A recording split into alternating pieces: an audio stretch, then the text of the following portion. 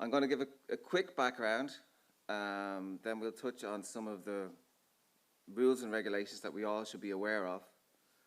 Then I'll talk about school classrooms, and then we'll look at mental health.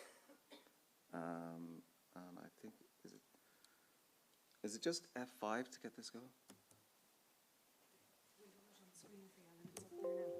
It's up there now. So So you can, I would.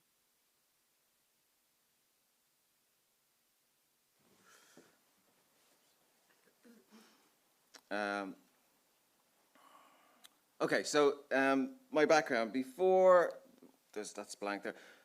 In 2003, I was living in the Financial Services Centre in Dublin, 333 apartments, and in 1999 I was a technical manager in ESAT BT and had launched the first e-commerce department and also the first online payment transaction.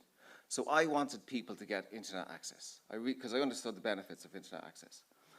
In 2001, I was involved in, I'm one of the founders in Irish WAN. We were a not-for-profit community networking organisation. We used to set up broadband links, delivering broadband to schools, because Aircom back then, you know, their broadband wasn't great, and they didn't give everybody broadband.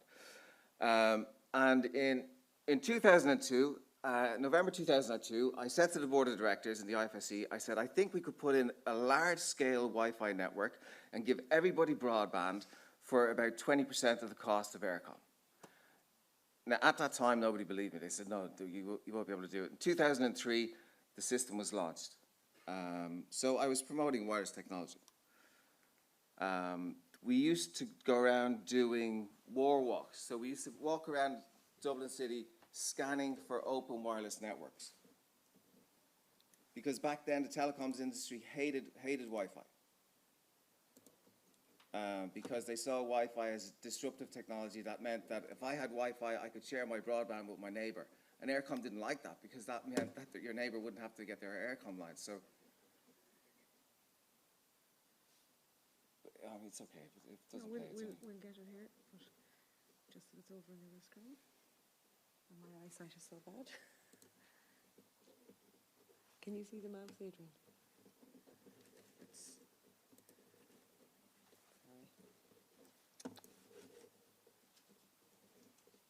It's only 40 seconds. Yeah, don't worry.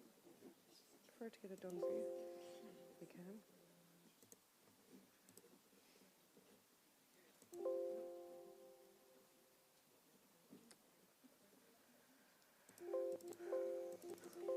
Technology, it's wonderful, isn't it?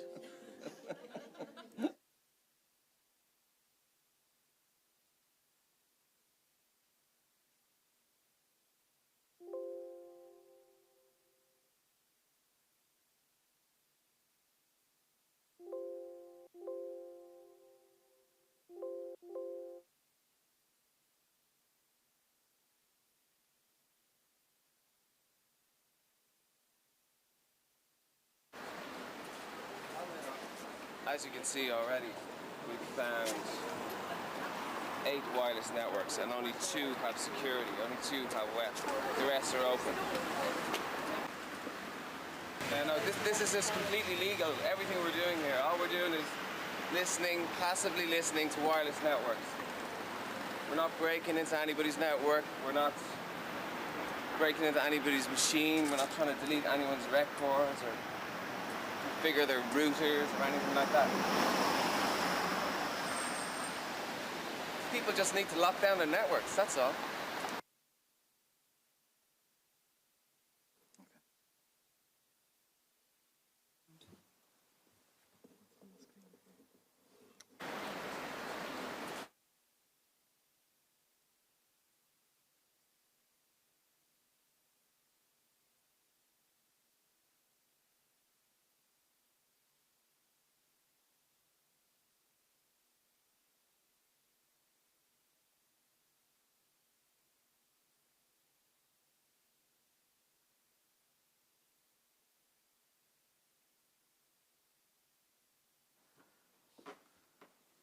Okay, let me just see. I thought Wi-Fi was safe. I thought Wi-Fi was safe technology.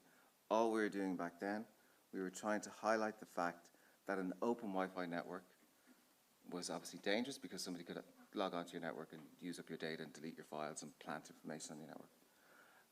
Because I was trying to promote people to start using Wi-Fi. So, sorry, I'm looking at this screen and then I'm looking at that screen and it's changing. So, when Wi-Fi, to use Wi-Fi, it needs a certain level. It needs a certain level of signal.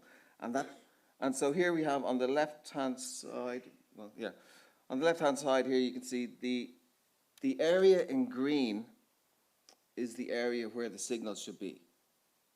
So the top of the area in green that's, once you get to there, that's the maximum the signal should be. And beside that, you see a picture of, this was taken on Lufthansa airline in 2018. They had an in-flight video streaming service, and with that level of signal, you could stream video to your phone or to your laptop, whatever you happen to have.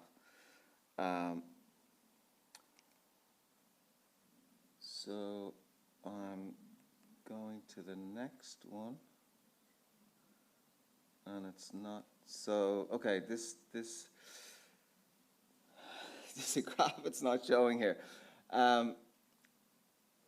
The graph on the right hand side, which isn't there for some reason, is it shows the level. Actually, can I walk over here? Is it okay? So from 2004 to 2017, I thought Wi-Fi was safe. And then in 2017, around October, I was called to my children's school to collect my son. It was around 10:30 in the morning. Son had been complaining about headaches. I collected him, brought him home. I was called to the school 3 times in the space of 3 weeks, each time within about an hour and a half. The signal in my son's classroom was up here. The signal in my son's classroom was 200,000 times stronger than the maximum signal required. Now, I didn't know back then that children could get headaches from intense Wi-Fi signals. But I did know about the operations, and I did know that a signal that was up there at sort of minus 30, actually it was minus 23, that a minus 23 signal is literally off the charts, because the highest signal you would need for the particular access point that was in my son's school was a minus 77, which will be in the green area. So let me see. I'm just hoping that these graphs are coming through.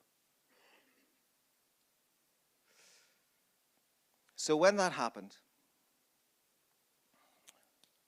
when I realized that intense Wi-Fi signals could cause children, headaches, I started to go down the rabbit hole, and because I promoted Wi-Fi for so long and wireless technologies, between 2005 and 2008, I got the first EU license to introduce millimeter wave technology. It operates at 70 to 80 gigs. It's called wireless fiber. I thought in 2008 it was licensed. I thought to myself, right, that's it, Alan, you can hang up your hat. You've made a massive contribution to the world. You've now opened up spectrum for wireless fiber. So I started looking into the rules, regulations, guidelines, etc. I contacted the various government departments, went to the EU, went to the World Health Organization. This is part of a bio-initiative report. And you see here it gives us readings, and at these particular readings we'll have things like, with children you'll have headaches. So here we've got, from 0.003, you'll have headaches, fatigue, etc., etc., etc. That 0.003 level would be the equivalent, where am I going? Would be the equivalent of the minus 30 range. So from that bio-initiative report, everything can be mapped, but it's not the easiest thing to do, converting, milliwatts, microwatts to millijoules and then to volts per meter. But if you have a signal up around here, that's the sort of headache range. Now, bearing in mind, that's just a massive waste of energy. Like, there's no need. The signal, nothing gets faster once it goes above this level. The data speeds don't get any faster. All that happens is the intensity of the signal increases and your exposure increases.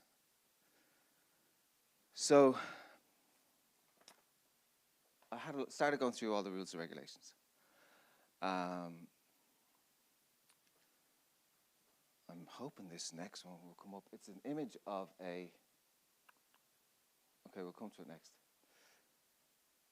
So, World Health Organization guidelines. Okay, this is supposed to be based. Okay, in 1973, which is 50 years ago this year, there was a World Health Symposium held in Warsaw. And in 1973, there are basically two types of wireless technology. There is waves, continuous wave, and then there's pulses. And they found in 1973, they realized that pulsing wireless technology is basically 10 times worse than continuous wave. So a continuous wave signal will be something like an FM radio station. And a pulsing signal is Wi-Fi. A pulsing signal is Bluetooth. 2G, 3G, 4G, 5, they're all pulsing signals. All 21st century data communication are pulsing signals. So in 50 years ago, they realized, okay, pulses aren't good. We need to do something to protect the public from pulses. So 25 years later, 25 years later, a non-profit German organization called the International Commission on Non-Ionizing Radiation Protection, ICNIRP, just call them ICNIRP. ICNIRP provide formal guidelines to the EU Commission and the World Health Organization. And 25 years ago, within the 1998 guidelines, they tell us that there's a thing called microwave hearing. And if you're exposed to a normal person with normal hearing, if you're exposed to an excessively high or an excessively intense level of wireless technology, pulsed wireless technology, you will suffer what's called microwave hearing. There's also a thing called retinal damage. So pulsed wireless signals will also damage your eye. Actually, just on that, in 1973, a guy called Zaret from Zaret University, he said that there were 3 distinct microwave cataracts: acute, subacute, and delayed. And then 25 years later, we have these recommendations from the World Health Organization and the EU Commission telling us that if you're exposed to intense wireless signals, you might get microwave hearing or you might get retinal damage. As part of those regulations, of those guidelines, they had exposure limits, and the exposure limits are called auditory effect limits. And the auditory effect limits they cover a spectrum band, basically from 300 megs to 10 gigs, which essentially is the Wi-Fi range, the Bluetooth range, all the mobile phone range. And regulators like Comreg, they're supposed to measure. There's a table, it's called Table 4, within the guidelines, the World Health Organization guidelines. I don't know if it's going to come up here. I don't think it is.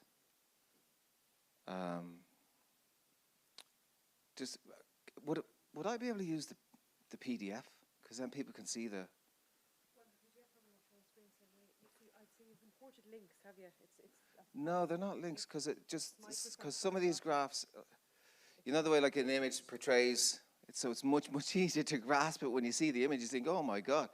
I'd say Microsoft is blocking it. That's what it looks like here. So it's fully downloaded. Because there's no... What about... I sent the PDF as well. Can you open the PDF? Yeah, I'll have to public it. You won't be clicking the PDF. Oh, that's fine. I'll just use that. So basically, while the PDF is opening, so we have rules, we have guidelines in place to stop us getting microwave hearing, and we've guidelines in place to stop us getting microwave cataracts. and ComReg is supposed to report on them. But ComReg doesn't report on them. ComReg has never reported on them.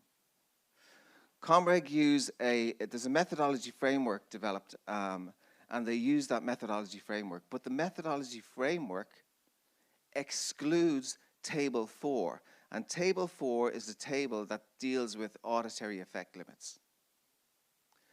The auditory effect limit rate, like maximum capacity, maximum signal, is 0.5% of the maximum emission that's allowed from a device.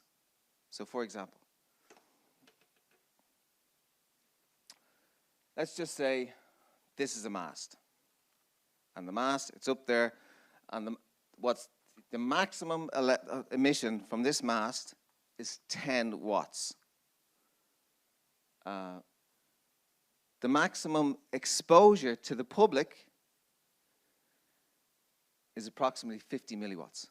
So that's 0.5% of the maximum allowed that comes off the device.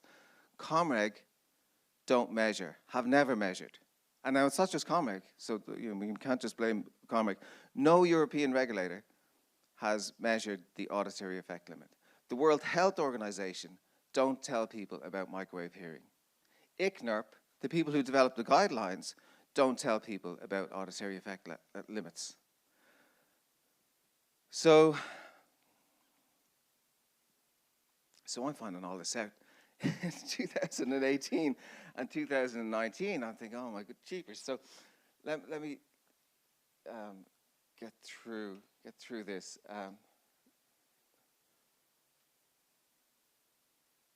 So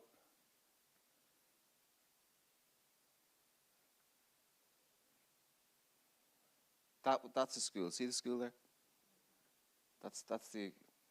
With all wireless technology, you can estimate with a fair degree of accuracy. You can estimate what the signal will be from, say, here to any given point. There's a thing called free space path loss, and you can determine how far a signal will travel through free space.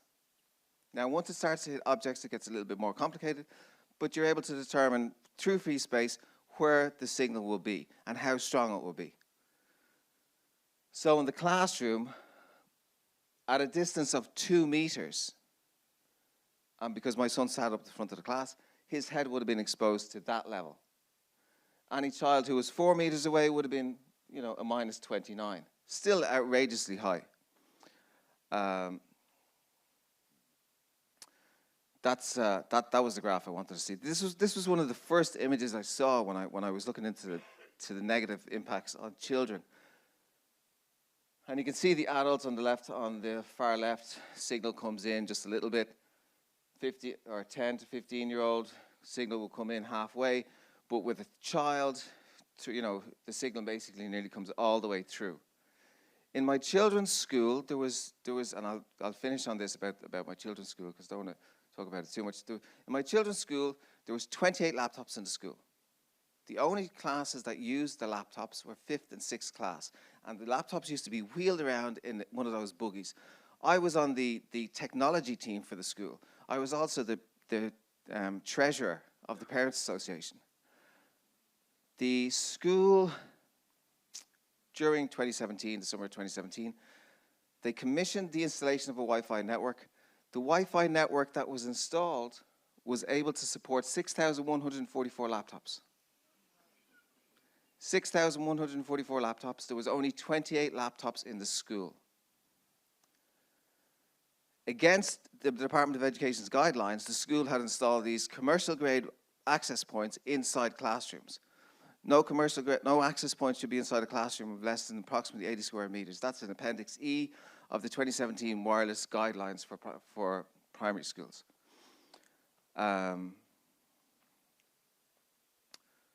So I found out all this information, and then so we get to the World Health Organization guidelines. That's the part where Dietrich, the head of the World Health Organization at the time, in 1973, he says he's really worried about microwave technology. And there are 5 kind of main takeaways. There was 39 session papers, It was over 60 experts from all around the world. They spent 4 days in Warsaw going through all of this stuff. And at the end of it, they basically figured out that, as I said earlier, pulse microwave signals are worse than continuous wave.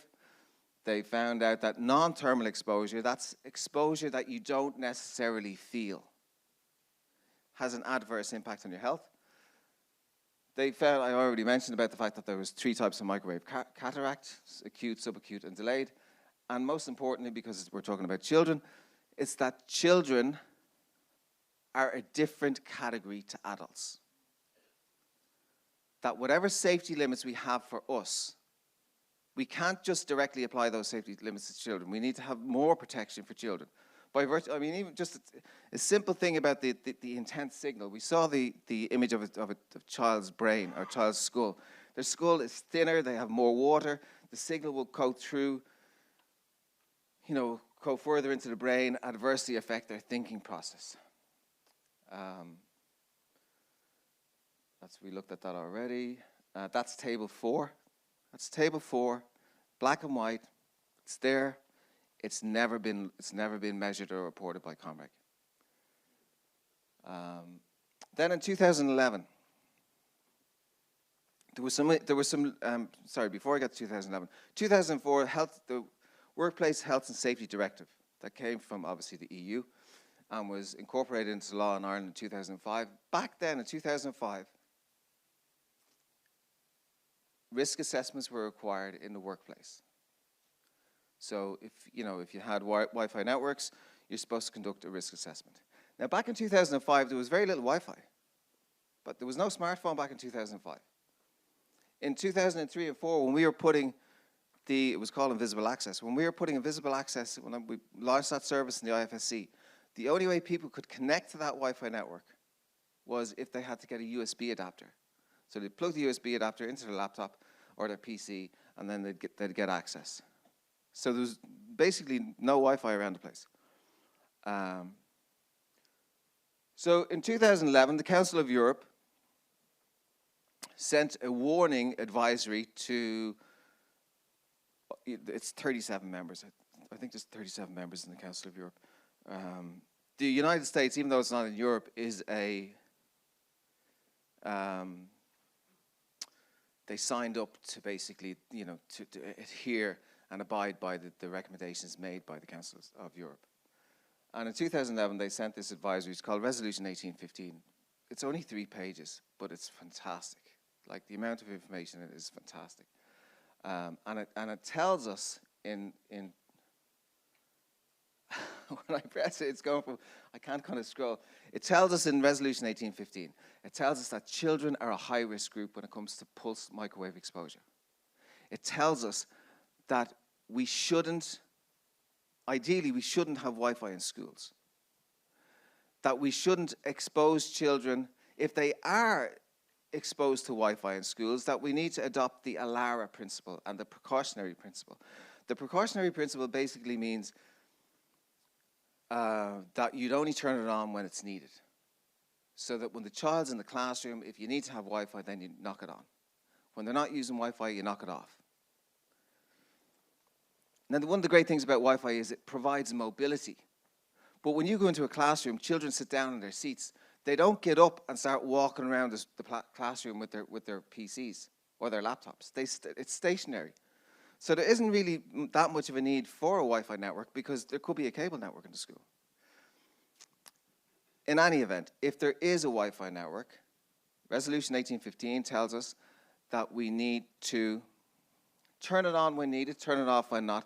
The second principle is called the ALARA principle, which means as low as reasonably achievable. That means the Wi-Fi exposure should only be in the green area. The green area you saw earlier on, that's as low as reasonably. That's the operational area. It should never be up at minus 23 or minus 30 or minus 40.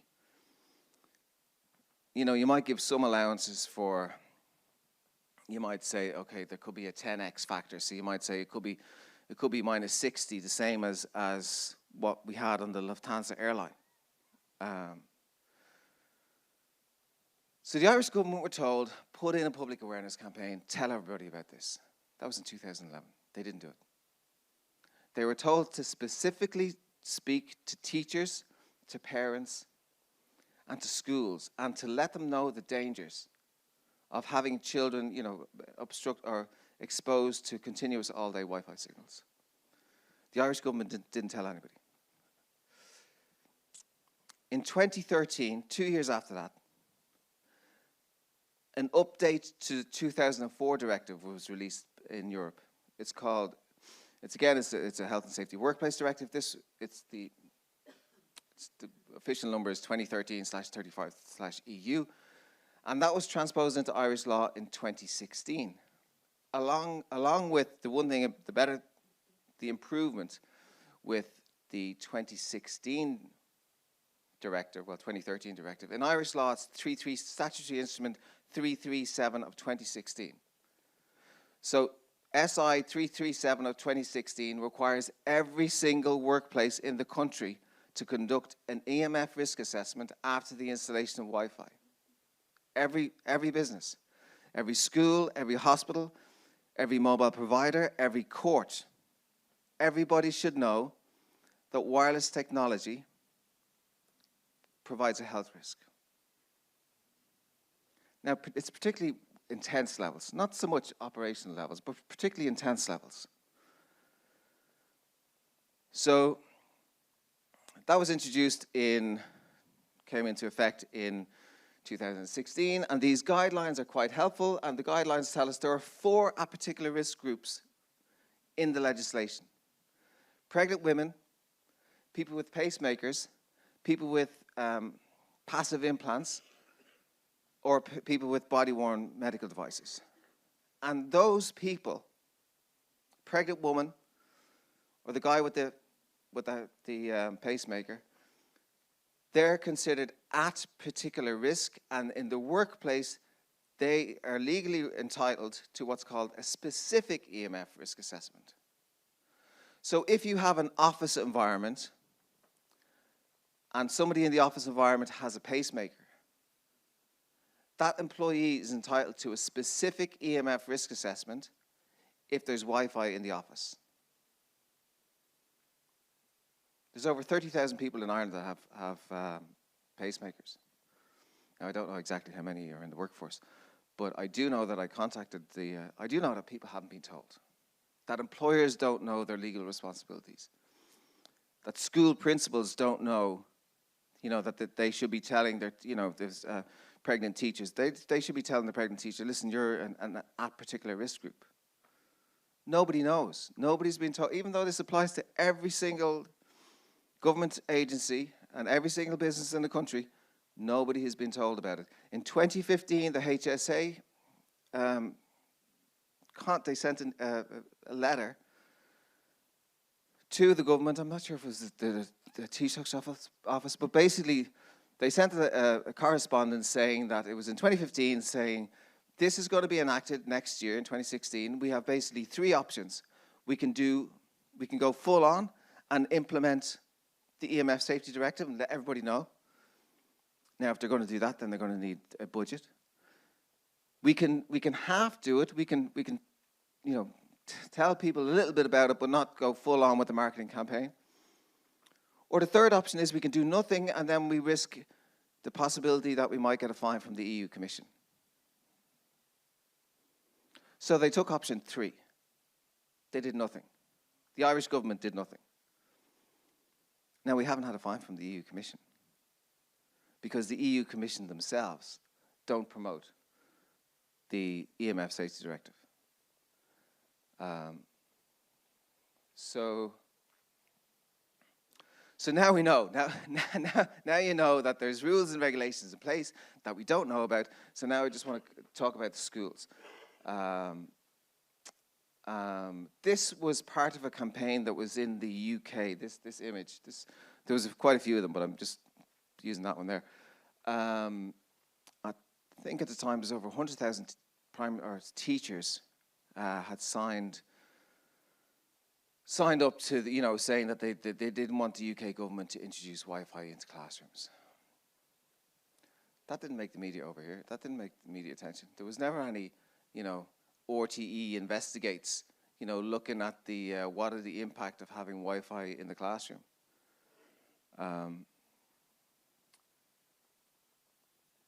So mental health.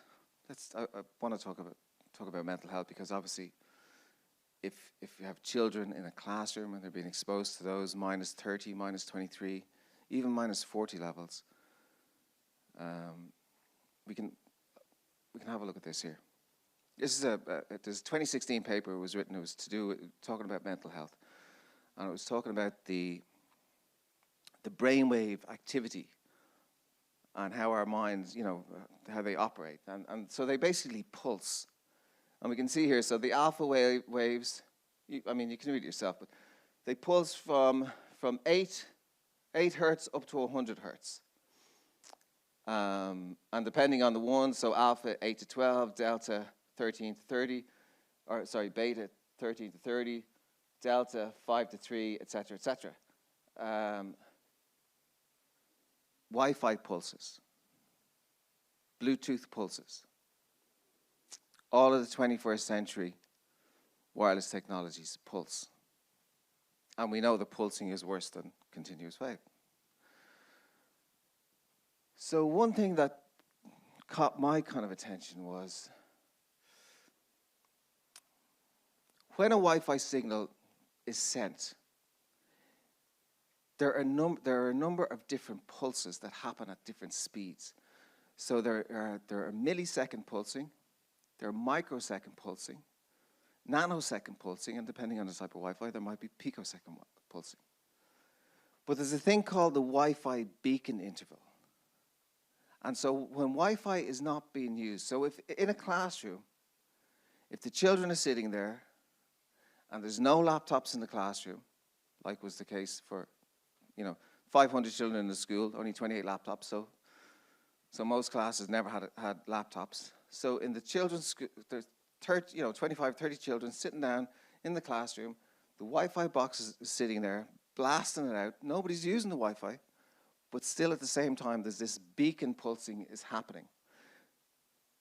Wi-Fi emits a beacon at it's 100 milliseconds, which is basically, we're in the alpha brainwave activity region. Bluetooth cells, again, pulses at different wavelengths, or pulses multiple times.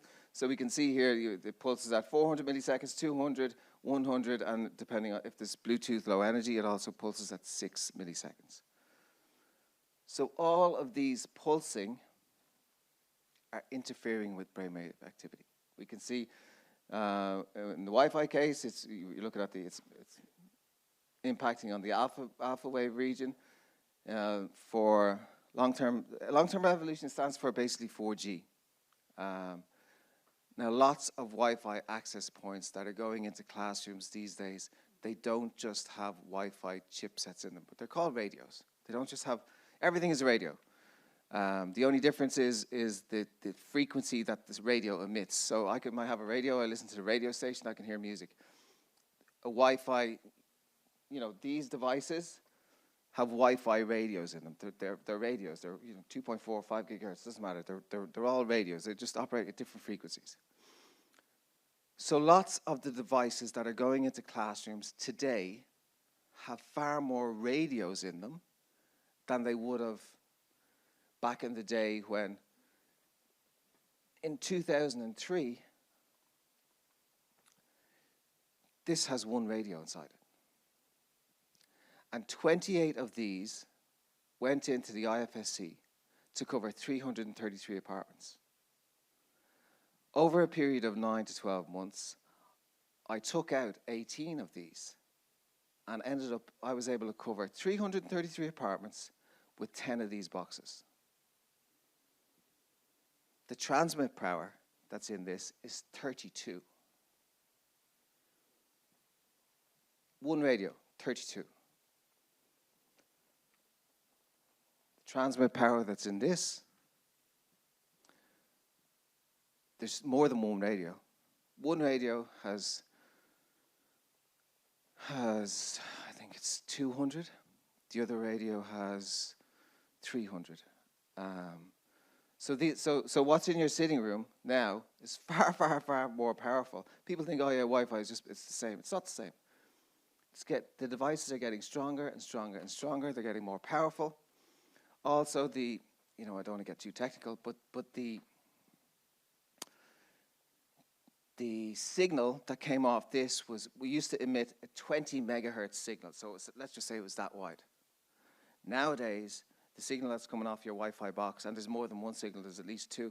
The signal that's coming off your Wi-Fi box in the sitting room it's not 20 megahertz anymore. It might be like 80 megahertz now. So because the signal is bigger, you're basically getting more radiation pulses.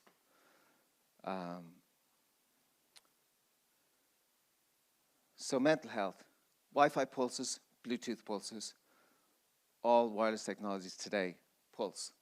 The higher the intensity, the further into the brain they go.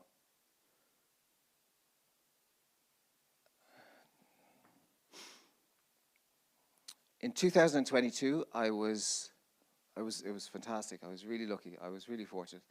I did a fellowship with Children's Health Defense in the United States with Bobby Kennedy. He gave a speech the first day. It was brilliant. So the team there are excellent, and obviously their focus is on children. And while I was there, before actually, I had been in communications with the FCC about a couple of different devices that I myself had. I was looking for technical details on them. But I spent an awful lot of time on looking at FCC tests when in children's health defense. And I was looking at different devices. So we're going to have a look at the power that's in these devices now. So this is the Apple TV. I don't use Apple TV. I don't use Apple devices. If I had been using Apple devices after looking at this, I would have stopped using Apple devices. So you can see that the Apple TV, the power in the Apple TV is 656. The power that's in this is 32. 10 of these were able to cover 333 apartments.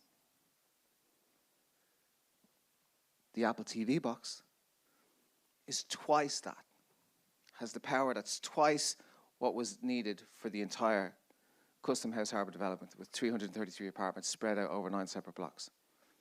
Now, obviously, you couldn't just use the Apple TV to cover the IFSC because, you'd have to, network design is a big thing, so you couldn't just use one device and cover the entire area. But the point is, that Apple TV, the power that's in that should only be, because the 32 milliwatt used to cover a house, it would send a signal indoors about 98 meters.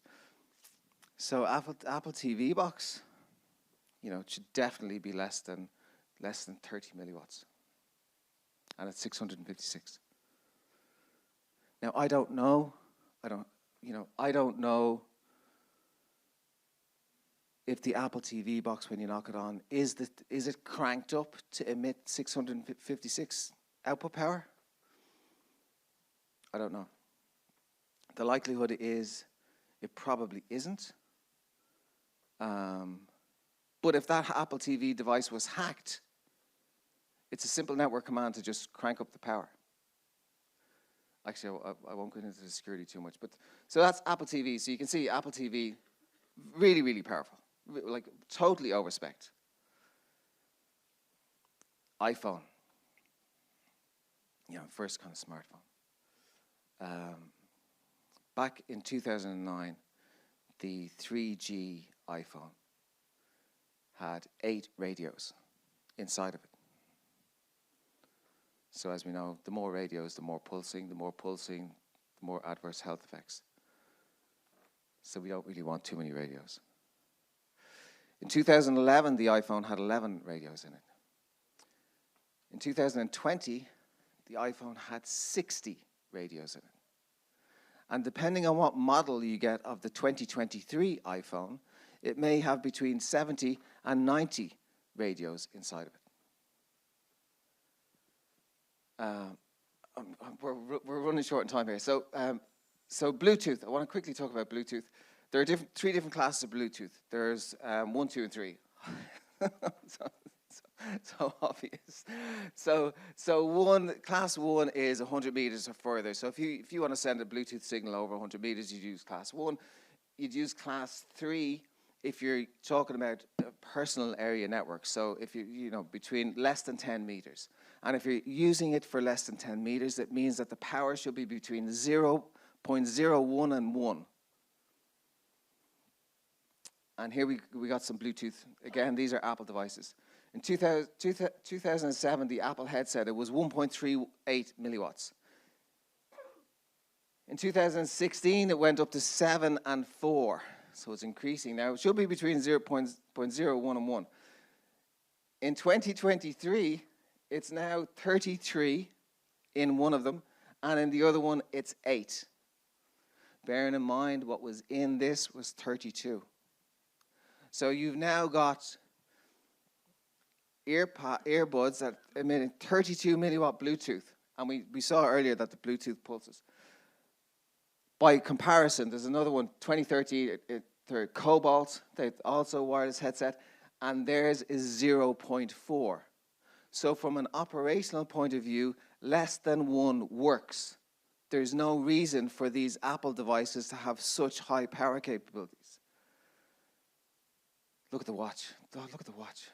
Apple's 299 milliwatts in a little watch. This was 32. The Bluetooth in the watch is 96 and 88. 96 and 88. It should be less than 1. So that's kind of the end of it. So listen, thanks a million. Thanks for taking the time to listen.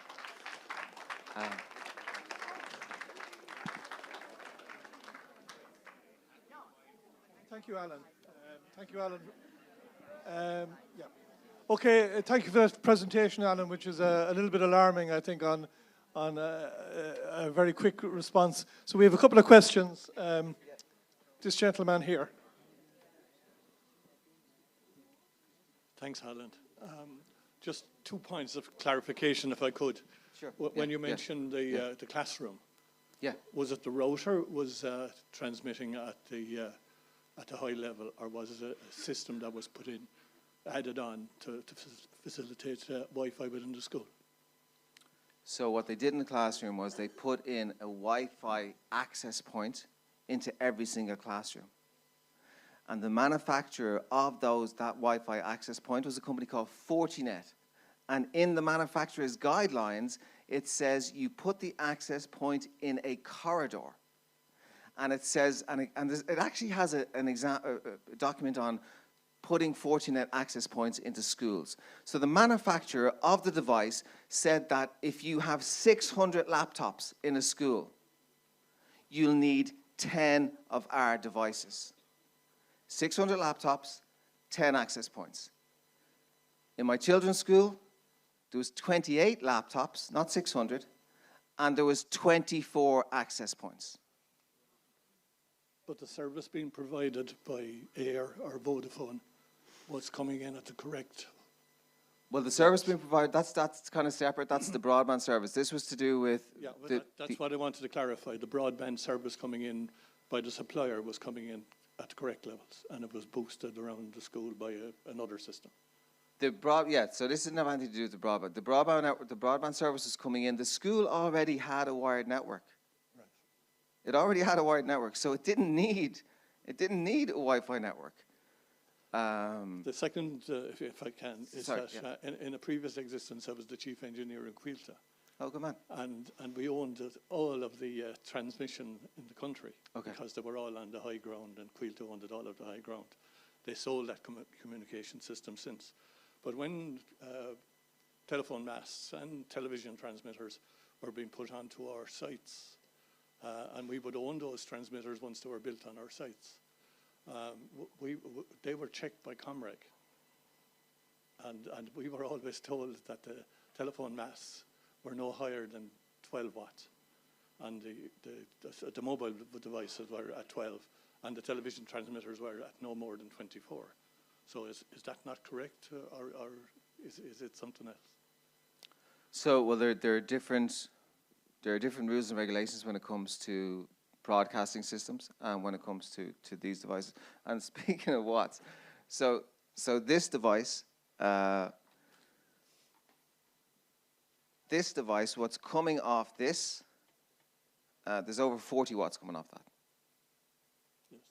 If you had this on your desk, you would, so there's a thing called the sensory effect level, which is part of the workplace regulations. Actually, during lockdown, when everybody was forced to work from home, what should have happened then is every employer in the country should have gone out to people's homes, and everybody's home should have been risk assessed. But they weren't. It's on the basis. It's on the basis that we did a risk assessment, but we weren't able to quantify the transmission wattages. We had to take somebody else's word for that. So maybe we were wrong to take those particular guarantees or that.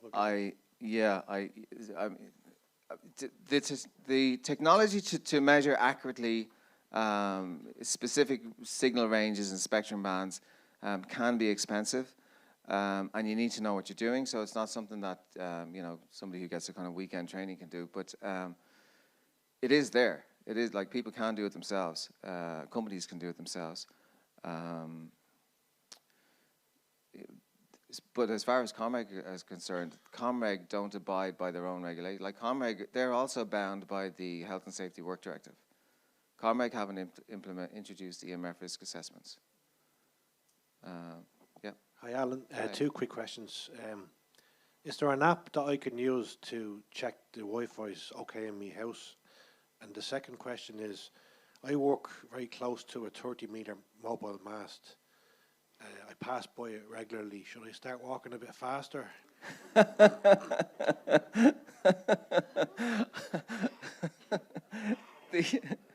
The first question, yes, there is. Actually, there's a link in that PDF, so I can send you a link to it. And with regards to the mobile mast, so proximity is key. So the further we are away from the source of the signal, the better. For example, this is a Compal. It was made by Compal. It's distributed by Liberty Global. Liberty Global own a load of, they own Virgin, and they own a few other brands.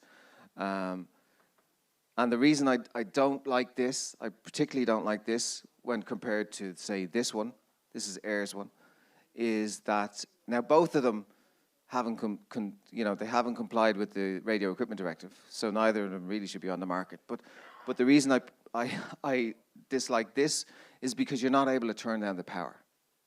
So if you have one of these in your home, and you're within, say, a distance of approximately 2 meters from the TV, because they're normally right beside the TV, you're going to be exposed to signals that will be in excess of the auditory effect limit.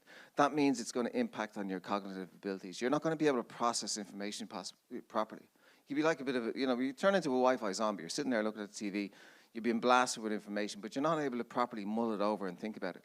So if you need to turn this down, because you're not able to do it by logging onto the box, all you have to do is just move it behind the TV. Just move the box behind the TV, and it will drastically reduce the signal that's coming out into the sitting room. Make a huge difference. And also, you have to unplug these things at night. And the same goes for any Wi-Fi. Wi-Fi router should be unplugged at night. Especially if there's children in the house. And even if there's not children in the house, it should be unplugged at night.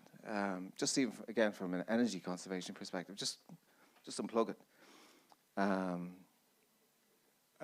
I think we have about 3 or 4 more people who want to ask a quick question. Yeah. If we try and get through them in the next 7 or 8 minutes, then we can move on to our next speaker. Thank you. Yeah, okay. Thanks, Alan, for a wonderful presentation. Relevant to schools, boards and principals there, we all understand there's a governance, compliance, insurance and so forth. Are they in breach of their own insurance? Is there a responsibility, and are boards of management aware of that responsibility and principles? That's a really good question. It's a really good question. Boards of management generally aren't aware, but the thing about it is, so damage from Wi-Fi in schools is not covered by insurance. damage from radiation damage is excluded from insurance policies. The people who are on the hook in the school are the board of management. Most people who are on a board of management are doing it on a volunteer basis. But if anything happens in the school, and the children, and it's proven that the children were exposed to chronic levels that are in breach of legal limits, the auditory effect limits, or if the network, if it's a rogue Wi-Fi network and it was in breach of the department's guidelines by putting these, enterprise-grade units into a classroom, if the children were getting, there was 6 symptoms so a 7-year-old girl, 10-year-old boy, 6 symptoms that they had: headaches, earaches, sore eyes, sore stomach, nosebleeds, and skin rash. And the skin rash, all of the symptoms went away within 2 hours after they came home from school. And that was exactly, so there's a document that was published with the Austrian Medical Association, and they called it EMF syndrome. And they said that in the majority of cases, when you take somebody out of the radiation area, that within 1 to 2 hours, the symptoms disappear. And that's exactly what happened with my children. 1 to 2 hours after they came home, they're grand. Everything except for the rash. The rash on my son's neck, we brought him to the chemist, brought him to the doctor. Nobody knew what it was. Rash from his neck went away over the Christmas holidays when he wasn't in school. So for the majority of symptoms, they will disappear. All you have to do is just take them out of the environment. That's why all you have to do is just knock these things off. Just knock them off. Especially at nighttime. Our bodies need time to recover. So they have to be knocked off at nighttime. Allan, thank you. I just want to ask you about, I suppose I'm interested, what are the reasons you think about why these devices are so over-spec'd? And secondly, why is 5G so contentious? Okay, so all of these devices, so I was just showing you the Apple devices. I've looked at lots of different manufacturers, and they're not all over-spec'd. So that, the Cobalt headphones, they're not over-spec'd. They're less than 1 milliwatt, they're at 0.4. So, but what I found is, and again, this is as a general rule of thumb, what I found is that Apple products are higher spec'd. Now, and this is a bad thing. They have higher radiation transmission capabilities than most other brands. The best brands, the ones that have the operational levels that I've seen, tend to be the Asian brands, the Chinese brands, the Taiwanese brands. The place where all these things are made, they make them at the proper operational levels. Now, bearing in mind that all of the factories, let's just say all of the factories are in Taiwan. We got a factory here for Apple. We got a factory here for Taiwanese manufacturer. They're all making the same stuff, but the Apple products are emitting way more radiation than the stuff that's coming from the factory down the road, which is emitting, same product, different brand on it, but it's emitting lower levels of radiation. With regards to 5G,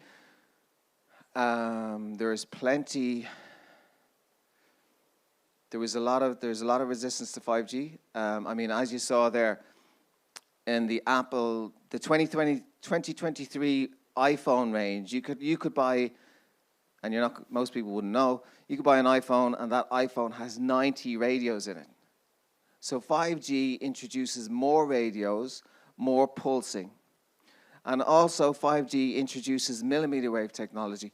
Now remember, from 2005 to 2008, I thought I was doing the world a favor.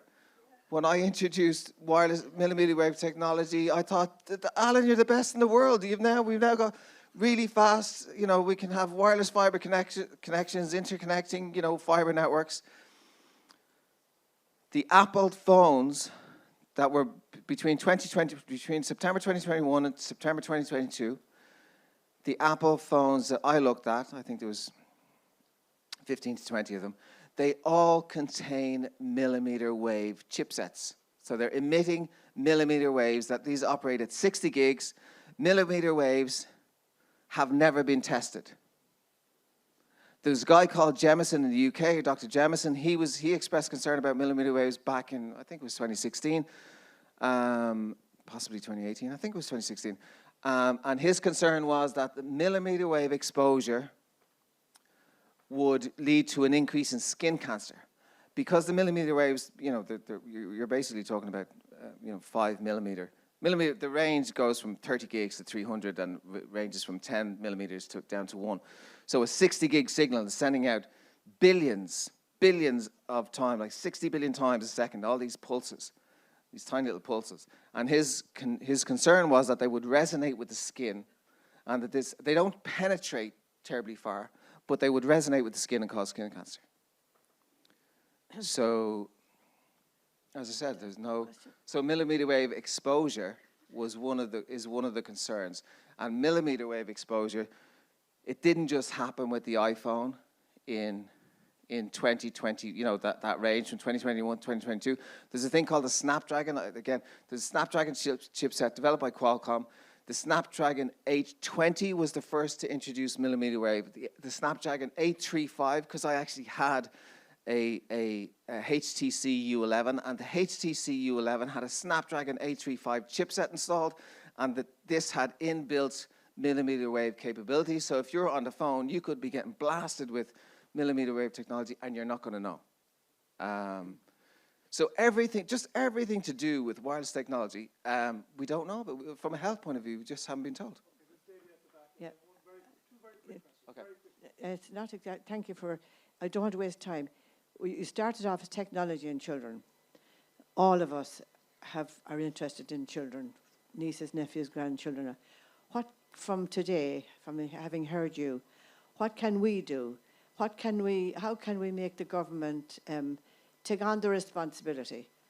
If it is so serious, and I know of instances where headaches have been acquired, what can we do from today? And why is it not widely publicised? That's all.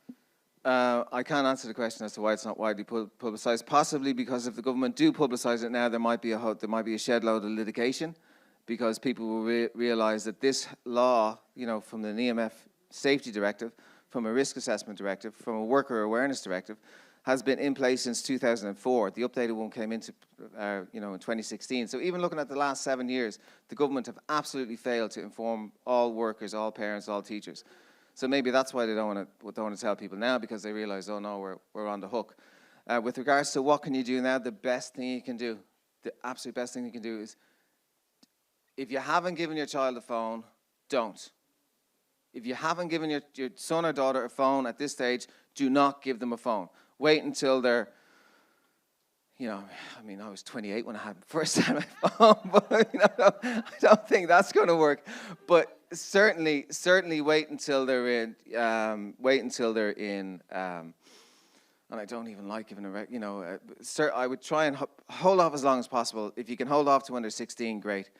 Under no circumstances give it to any child in primary school a phone. And if they already have a phone, then you now's the time to sit them down and say, right, you've got a limit on the phone. And that limit might be an hour, it might be 2 hours, whatever it is. When they're using the phone, if they're only using the phone for making phone calls and sending texts, they don't need to have mobile data on. Mobile data is only required if they were on something like, no, I'm not on Facebook or Instagram or any of those things, but if they were on social media, then you'll need mobile data. But you don't need mobile data to make them receive a phone call or make them receive a text. So mobile data should not be on if that's the only reason they have the phone. If you do have to get them a phone and you have to pick one, get an old school, the Nokia, the little Nokias, and the battery lasts for a week, get them one of them. Because, yeah.